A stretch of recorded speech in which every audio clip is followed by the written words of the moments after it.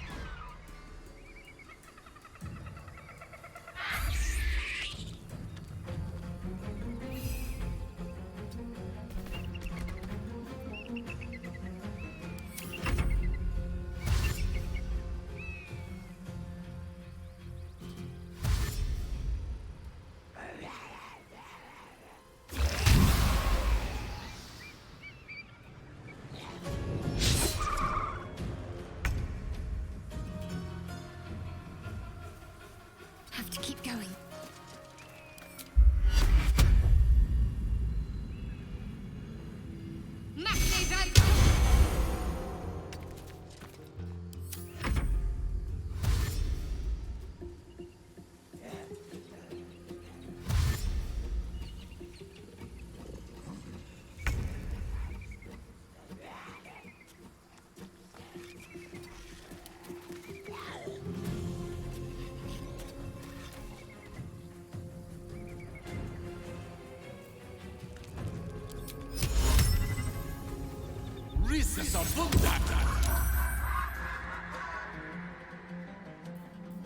The blade will not bend.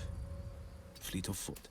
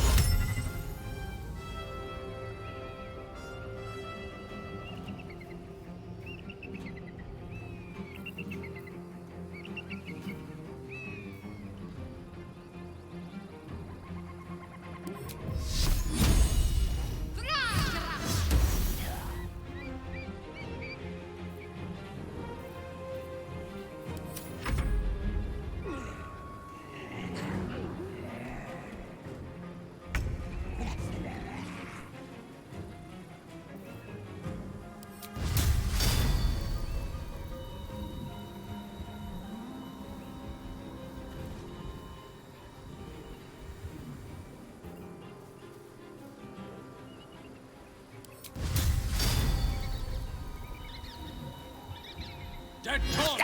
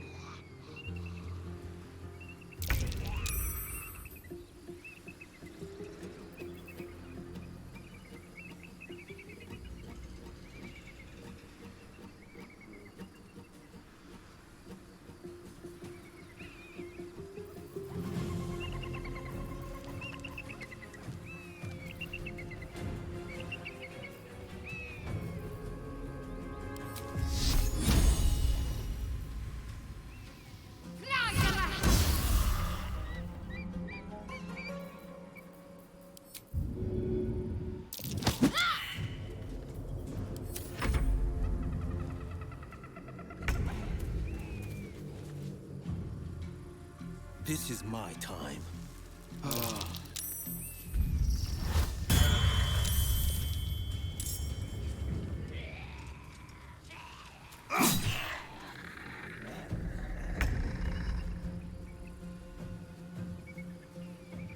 Very well.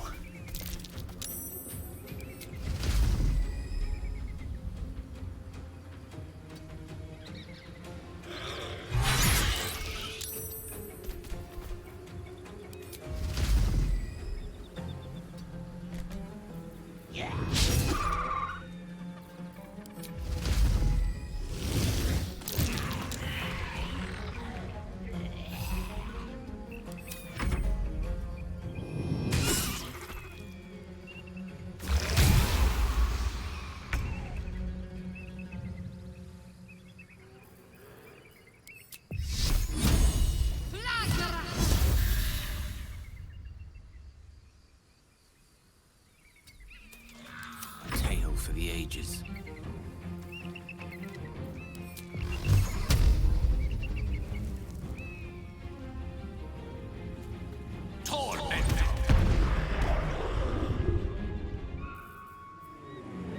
On the victor's path.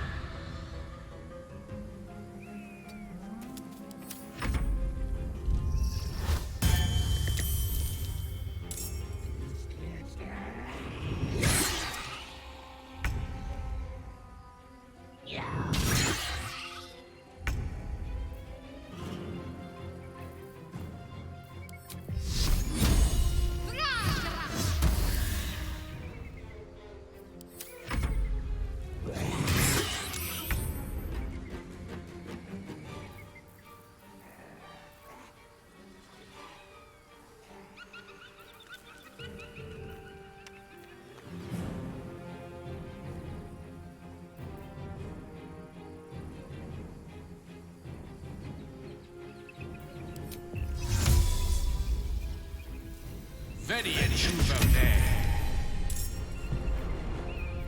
This is my time.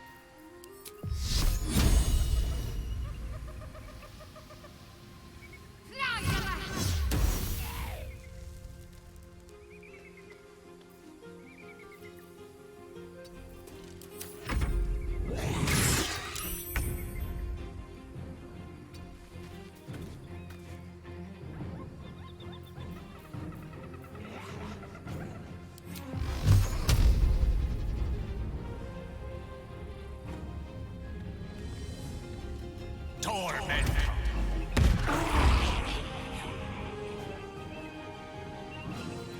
Forever dauntless.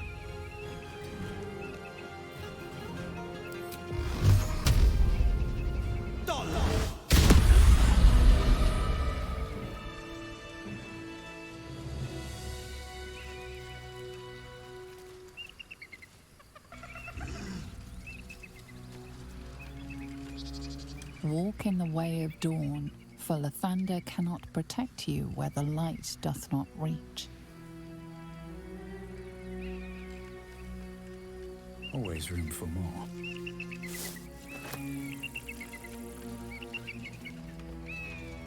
Was a time I tussled with hill giants without breaking a sweat. Now, a mere werebear could swat me halfway to arm. Strange things are happening to us. What festers in our minds may well impel our bodies.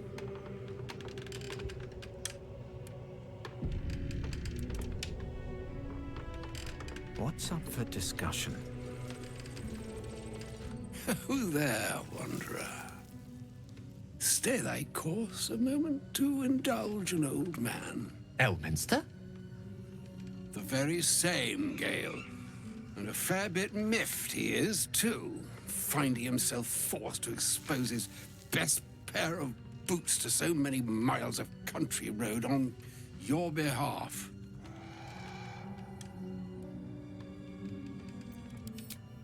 Meet Elminster Ormar. A good friend of mine, but rather more significantly, he's the most famed and respected wizard in the realms. Am I, indeed? Most famed and respected errand boy, more like. I was bid to spare neither time nor my own self to find you. She sent me, Gale. You know of whom I speak. But why? Out with it, Elminster. Please. Young man, has your sojourn away from Waterdeep washed away your decorum as well as your patience? Nigh a 10-day I've gone without honest fare, worthy of the name. Drank naught, but what the sky entitled my thirst. Why, some bread, cheese, and a cup of wine would appear unto me a feast. Surely you won't begrudge me a mite of rest and repast before I get out with it?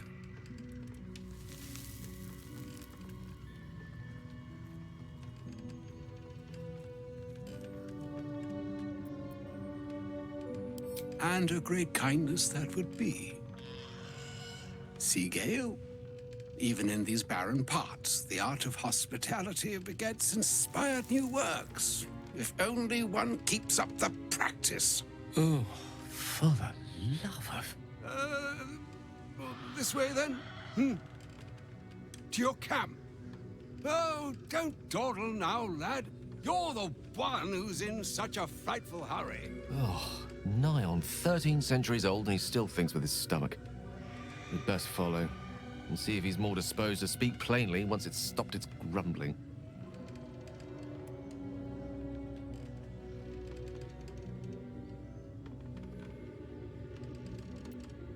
A wise choice. Better to indulge your curiosity than Elminster's appetite. Yes, what a delightful wedge of old Arthurian that was. Doesn't do to parley on an empty stomach, you know. Makes one's words frivolous when they should be grave. Plenty to digest, after all. A good deal to stew over, if you will. Words ladled with import should be savored so as to better absorb their meaning. Wouldn't you agree? Elminster! Right. You see,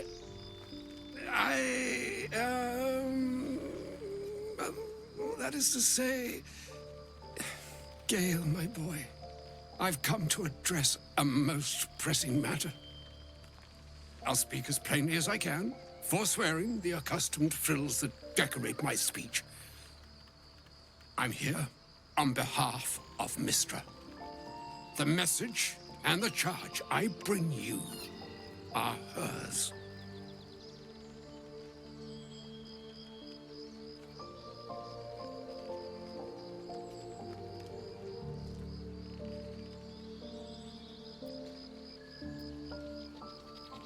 The long-awaited question. Now, if you please, Elminster, for the too long-awaited answer. You know where you went wrong, Gale. And I trust you told your fellow traveler here the nature of your ills. I can't say that so far I've volunteered the entire truth. Do you mean to say you've never bothered to disclose how dangerous you are? Not in so many words. No. Then you two have much to discuss after I'll have taken my leave. In short, Gale, through his own doing, has become a living explosive that could wipe from this world this very gathering, and much more besides. For his folly, Mystra forsook him, but now she has decreed he is to be given a chance of redemption. Mystra would consider forgiveness.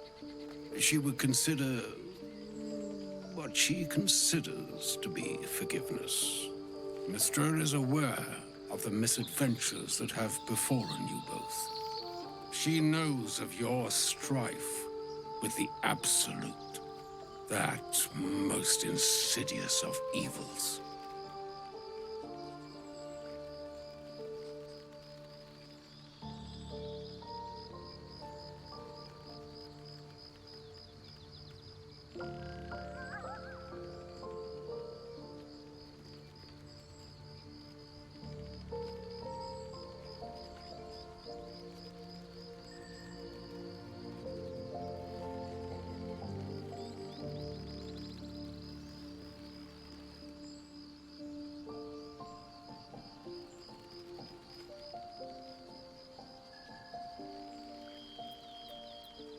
They choose the instruments of their will with great precision. Sometimes the single drops we think we are do not realize what waves we are building up to be. Do not discount yourself, and by the same token, do not discount your enemy. You must know that the Absolute is more dangerous than you can possibly conceive. It threatens all who live, even those who are undying. It threatens the gods, the weave, the very fabric of the universe itself. That is why I have come here to charge you, Gale, with its destruction. It is Mystra's belief that only you can.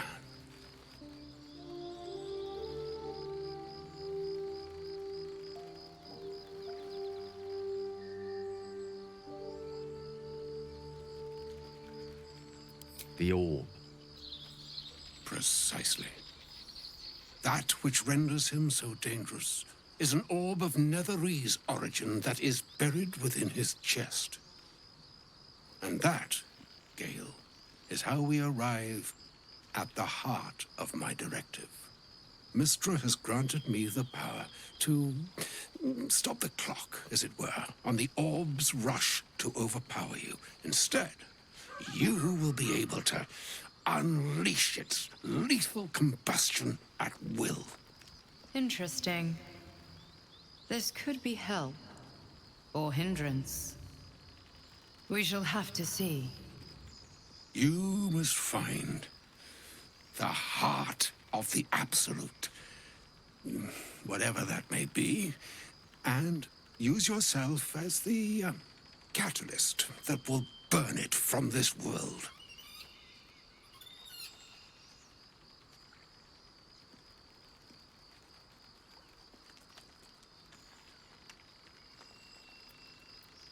No, indeed. But I think she trusts me too. It brings me no pleasure saying this, my friend, but such is Mystra's will. Yours must be the sacrifice that will undo the Absolute. And for your sacrifice, you will be redeemed. Such is Mystra's promise. With that, I've said my sorry piece, and need only bestow unto thee the charm I was bid. Mina hastra mistrarium, Italion, thras annas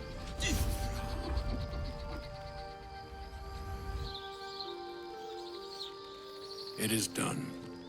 Both charge and charm have been committed into your care.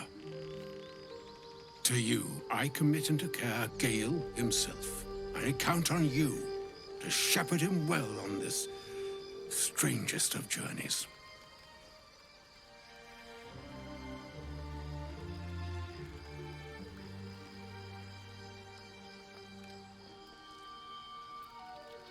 Or some other fortune altogether. Like moons make swell and wane the nescient seas, so too the sky-strewn gods ordain the tidal fates of mortal days.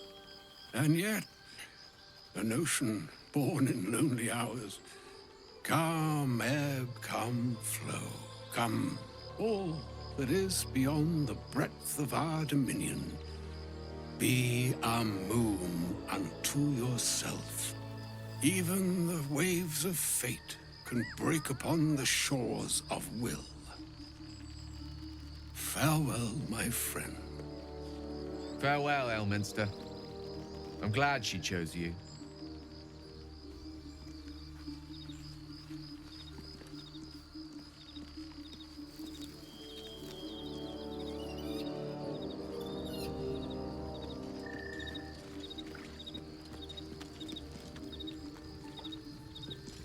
An audience with Elminster is never less than memorable. Suppose it's time we dealt with the Hollyphant in the room. You have questions for me? And I promise I have answers.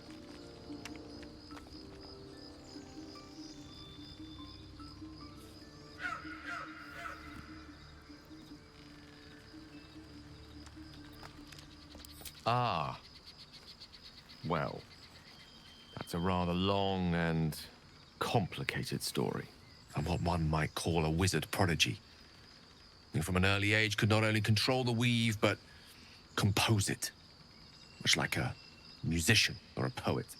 Such was my skill that it earned me the attention of the mother of magic herself. The Lady of Mysteries. The goddess Mystra. She revealed herself to me and she became my teacher. In time, she became my muse. And later, even my lover.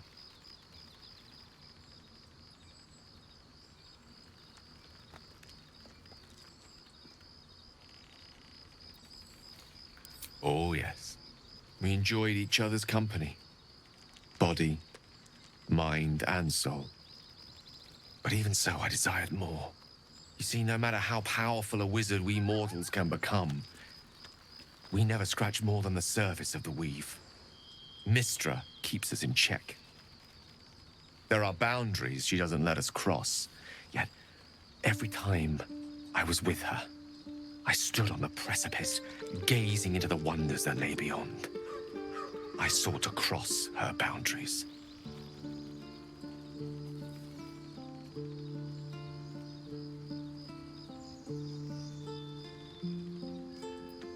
I tried to convince her. I pouted, I pleaded, swore my ambition was only to serve her better. But she only smiled and told me to be contented. Inconceivable as it seems to me now, I shared a bed with a goddess, and yet I wasn't satisfied. So I sought to prove myself worthy to her instead. We come now to the crux of my folly. Shall I share the story behind it, or would you rather head straight to its sordid finale?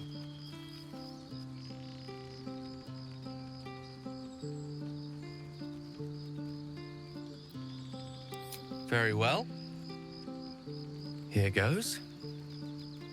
Once upon a very long time ago, a mighty lord lived in a tower. A flying tower, to be precise. I'll save his history for another time, but the gist of it is that he sought to usurp the goddess of magic so that he could become a god himself. He almost managed, but not quite. His entire empire, Netheril, came crashing down around him as he turned to stone. The magic that was unleashed that day was phenomenal. Roiling like the prime chaos that outdates creation. Even the weave itself could not withstand the onslaught. It fractured, then shattered, and all magic was lost to the mortal realms. Until the day Mystra returned. She restored the weave, reuniting all its scattered shards. Or so I thought. Until, in the course of my studies, I learned of a book. A Netherese tome in which a piece of the fractured weave had been sealed beyond her reach. What if, I thought, what if, after all this time, I could return this lost part of herself to the goddess?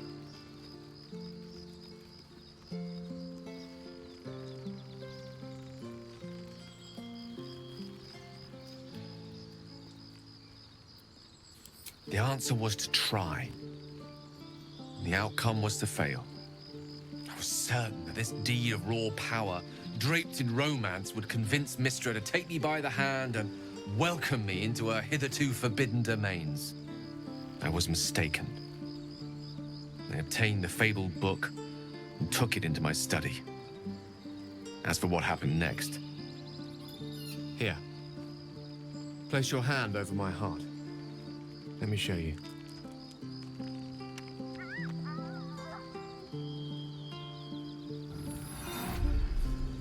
You feel the tadpole quiver as you realize Gale is letting you into the dark. You see through Gale's eyes, staring down the corridors of a dread memory. A book bound and suddenly opened. Inside there are no pages, only a swirling mass of blackest weave that pounces. Its teeth, its claws, it's unstoppable as it digs through and becomes part of you. And God says it ever hungry.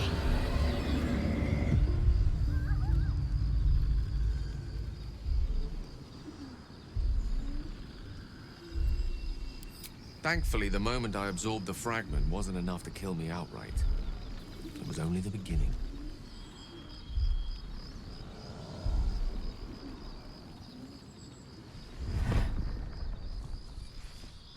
This Netherese blight, this orb, for lack of a better word, is balled up inside my chest. And it needs to be fed.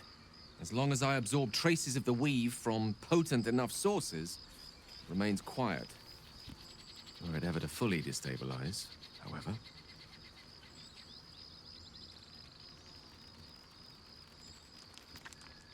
I will erupt. I don't know the exact magnitude of the eruption, but given my studies of Netherese magic, I'd say even a fragment as small as the one I carry, it'd level a city the size of Waterdeep. Fortunately, this need no longer be a concern. Not until I meet the heart of the Absolute, whatever that is.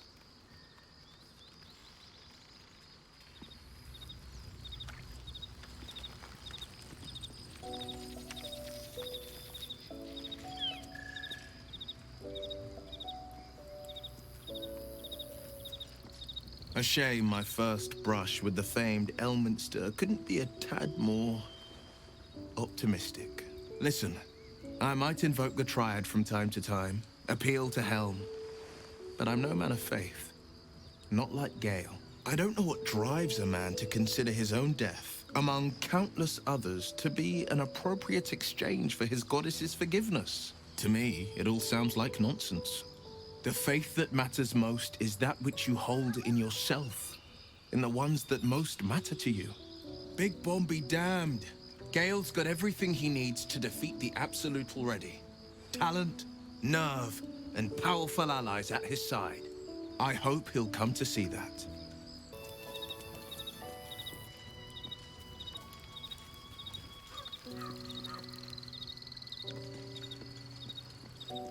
I can't believe Mistress demanding Gale sacrifice himself to destroy the Absolute. It's just a waste of a perfectly good cult that we could be controlling. And a waste of a perfectly good Gale. I suppose.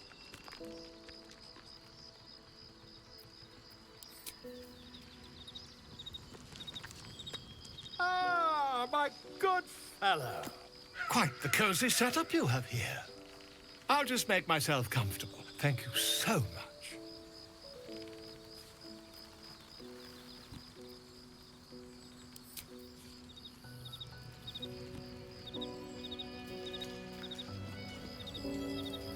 Oh, was that Gale's granddad?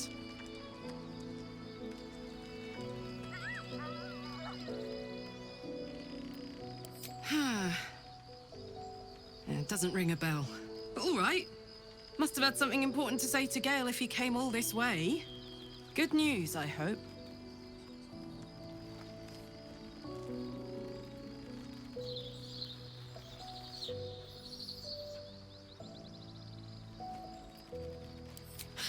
Whoa now, he's got a... Well, I guess that would explain a little, but... Mistra? I mean, this is a lot to take in. What's he going to do?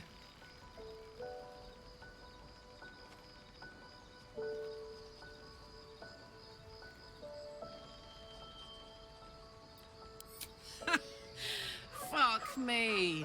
There's devotion and then there's stupidity. If the god of magic can't handle this without sacrificing Gale, she's no god at all. Poor Gale. He must be in bits after hearing that. I'll distract him. Tell him I haven't read a book since secondary school. Watch his face melt off.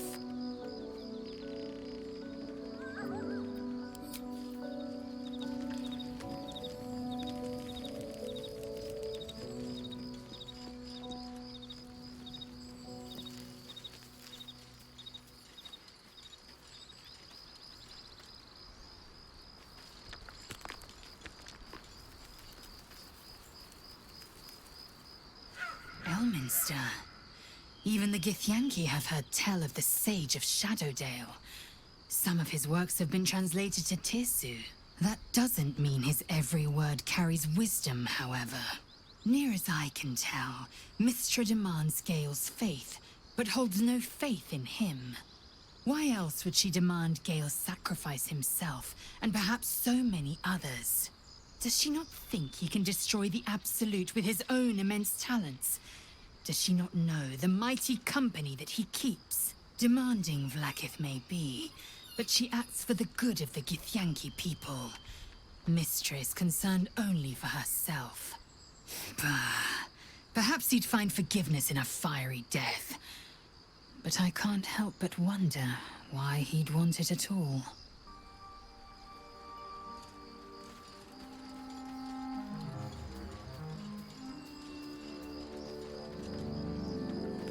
I can't believe Mistra actually expects Gale to just sacrifice himself like that. Seems like a waste of a fine mind.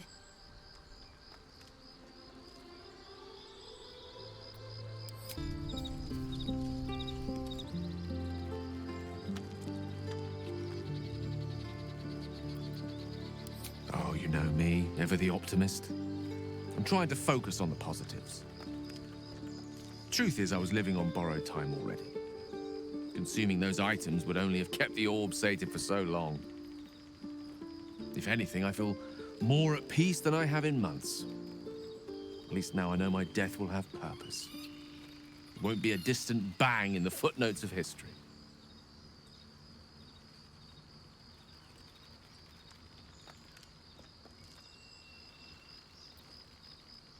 She expects those who seek to use the weave to do so honestly, and with respect for its potential to destroy, as well as its potential to save. I doubt she's asked many of her followers to blow themselves up. That's a fate she's bequeathed exclusively to me.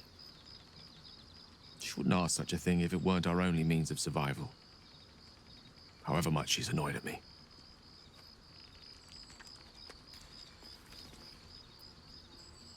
I've no doubt she has the power to do so, but as for the permission, AO would not look kindly on her meddling in mortal affairs. Divine intervention has a tendency to make things worse, not better. As for Elminster, he saved the realms more times than legend can recount. But to take on a god is no easy feat, even for him. My orb is the best chance we have. And only I can wield it.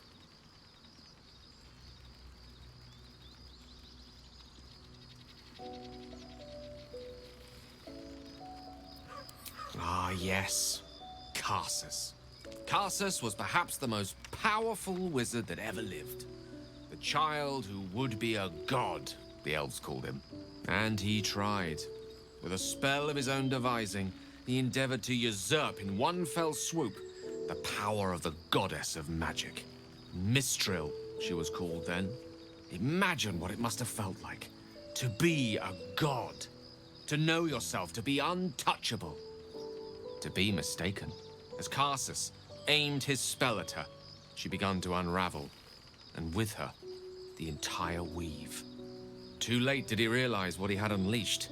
It would have been the end of everything had not Mistril sacrificed herself. The goddess of magic is all magic. By dying, the entire weave was lost, and the spell that challenged a god failed. It was the end of Mistril, the end of Karsus, and the end of an entire civilization. As the child who would be a god was turned to stone, his empire came crashing down around him.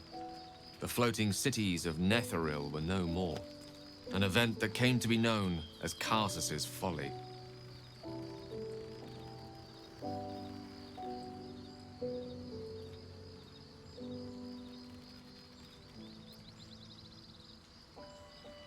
For a spell, Mistril was reborn as Mistra. Upon her return, the weave returned with her. Now, so many centuries later, I try to follow in the footsteps of Karsus. Not to destroy Mistra, but to prove my love for her. I tried to control only a fraction of the magic that was unleashed that fateful day. I merely sought to return one tiny diamond to an imperfect crown. Gale's folly, one might call it. History, repetition. It's the way things go.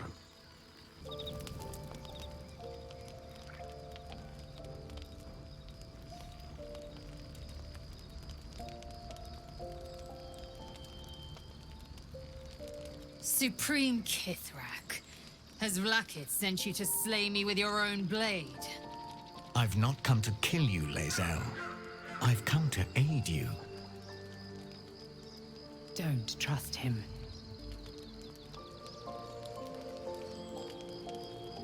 Skakek Kier Gith Shabeleth. My blade rests. Mother Gith compels you to listen.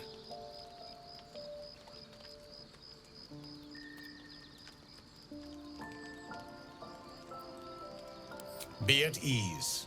I bring only truth. I know you carry the astral prism, Lae'zel. Within it lies the seed of Vlaakith's demise, and I intend to help you bring it to fruition. Vlaakith's demise? Skaketh! I should run you through for suggesting it.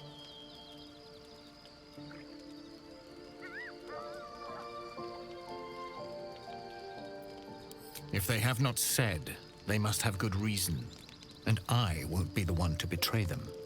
But the one inside's chosen you as an ally, protects you with their power. That very power will be the end of Vlaakith's tyranny. The Prism's tenant must be let loose. I've sought their freedom for eons. When the Prism went missing, I feared the worst. Instead, you've granted the opportunity I've so long awaited. All that remains is the key that unchains them. And I've found someone who I believe can provide it. Bring the Prism to Baldur's Gate. I'll be waiting in a taproom called Shares's Caress. That is where we decide the fate of my people. Lae'zel, together we will break our chains and be Vlaakith's slaves no longer. I am no slave, just still Kith'rak. The Undying Queen is my freedom. It is she who will purify me, and she who will ascend me. Lies, Lae'zel, every last one. There is no purification, no ascension. The Zaith-Isk does not purify, it extracts memory and kills the infected. Nor does the Lich Queen glorify the ascended. She feeds on most all of them to grow her power and pursue godhood. Madness! You flood me with this heresy. I will hear no more of it.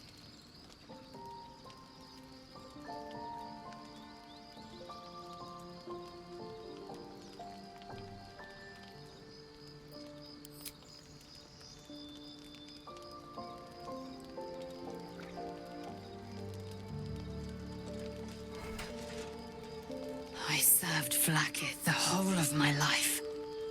Learned her words, fought her battles, yet she names me her Sharlak.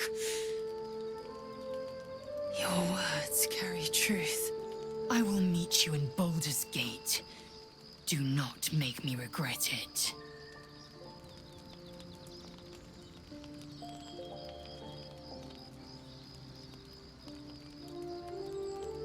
Lae'zel, I see Talak Magir in you, sister in freedom. Together we will be our people's light.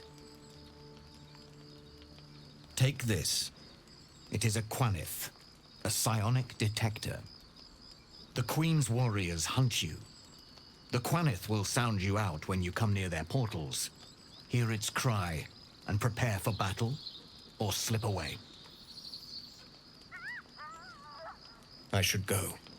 Vlaakith's gaze pierces the seas and skies. She believes me loyal, and I can't afford her mistrust. Keep the astral prism close. Let no one take it from you. Slay any who try. Now to Baldur's Gate. I'll be waiting, Lae'zel.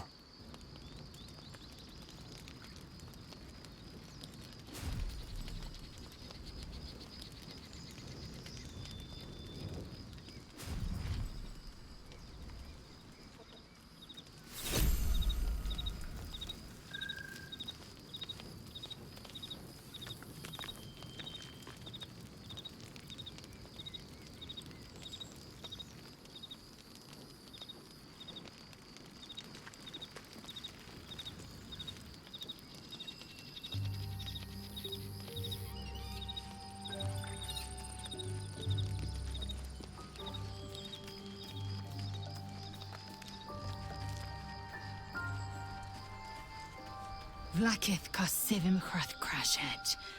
Only in Vlaakith may we find light. These were the first words I ever read on Tirsu's slate. But they are no mere aphorism. They are law. They are creed. The root from which the 10,000 protocols stem. Forsake one protocol, and forsake Vlaakith. Forsake Vlaakith, and be the blood and meat which sates her dragons. If Voss speaks true, if Ascension is a lie, if Tadpole purification is a fairy tale, then I have not sinned against Vlaakith. She has sinned against me.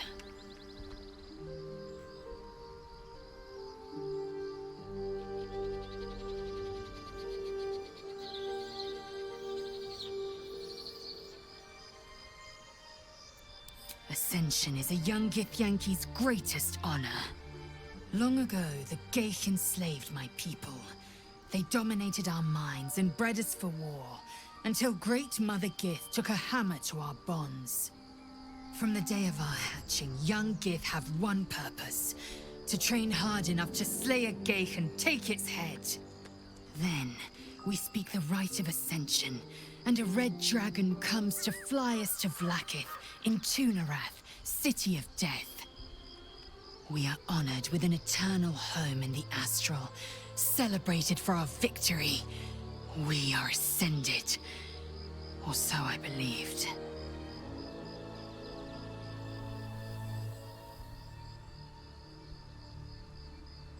I'd never thought Vlaakith a tyrant, or me as a vassal. She was the source of my might, and I the envoy of her will. A warrior, a champion, a destroyer. But if Voss is right, and Vlaakith consumes the Ascended to gain power, then I am no destroyer.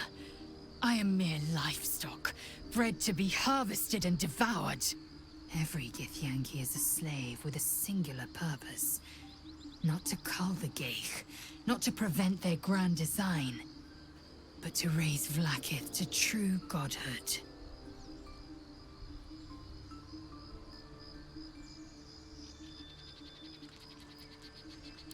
I don't know. I can't know. And that drives me mad. At first, I thought them an illithid deception, a trick of the tadpole.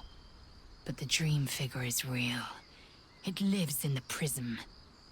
Voss believes they are the seed of Vlaakith's demise and the agent of Githyanki freedom. And I believe he may be right.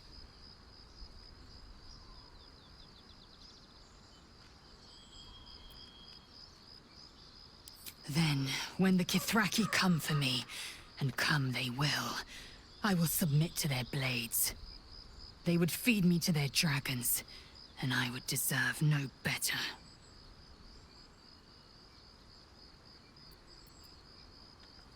Yes, I'd like time to think. We'll meet Kith'rak Voss at Sharess's Caress in Baldur's Gate. Until then, be vigilant. Vlaakith's eyes are upon us.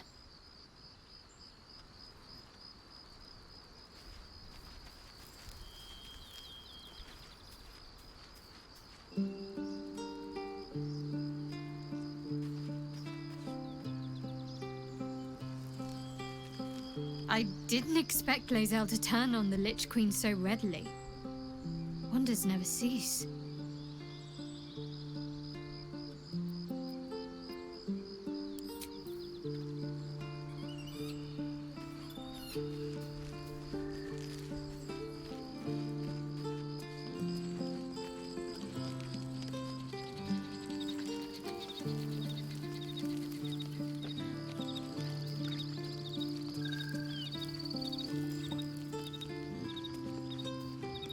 There's a schism growing among the Githyanki people, and Lae'zel just took one step towards choosing a side.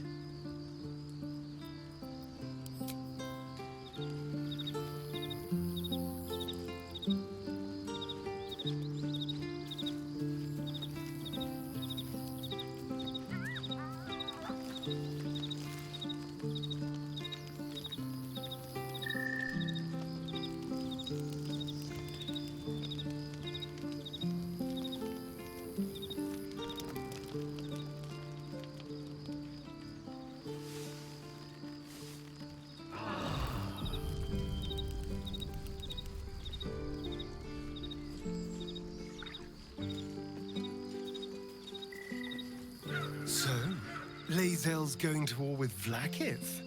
Going to break her chains in Baldur's Gate? Good for her.